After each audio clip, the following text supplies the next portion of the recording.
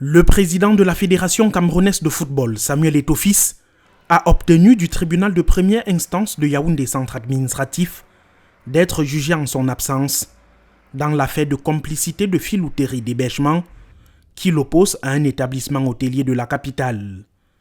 Plus de 3 mois après l'ouverture du procès, rien n'avance.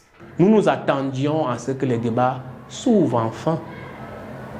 Coup de tonnerre, les avocats ne sont pas là.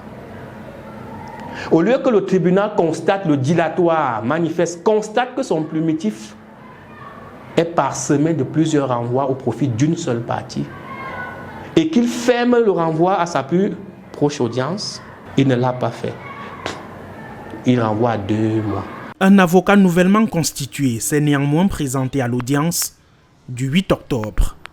Les autres auraient délibérément choisi le boycott. Ceux qui étaient déjà constitués avant, personne n'était en salle. Mais une fois l'affaire envoyée, ils réapparaissent. Et on se demande à quel jeu est-ce que nous sommes en train de nous livrer. Et ils arrivent avec l'information précise sur ce qui vient de se passer. Ça me laisse comme impression que nous sommes dans un cycle. Un cycle où tout ce qui se passe a déjà été décidé quelque part.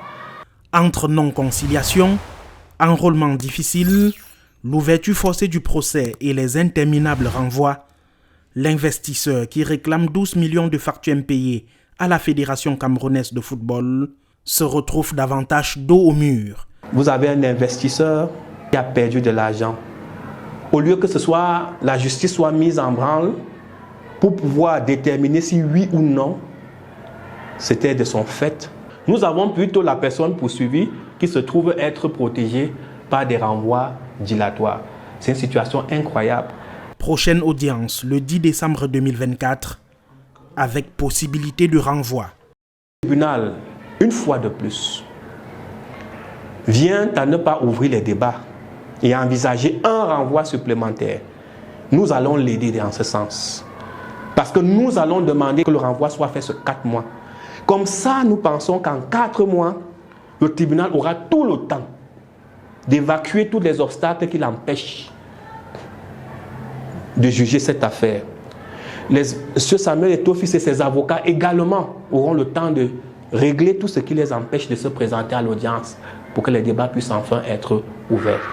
Et l'on saura alors pourquoi le président de la fédération est poursuivi pour complicité de filouterie et non la FECAFOOT elle-même, personne morale.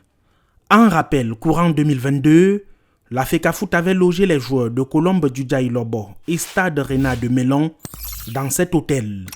Sur une facture de 14 millions, 2,2 ont été réglés et plus rien.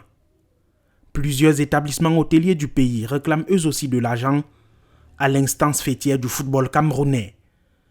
Nous avons contacté les avocats de Samuel Eto'o-Fils sur l'affaire pendante en justice et après plus de 2 jours d'attente, aucune suite.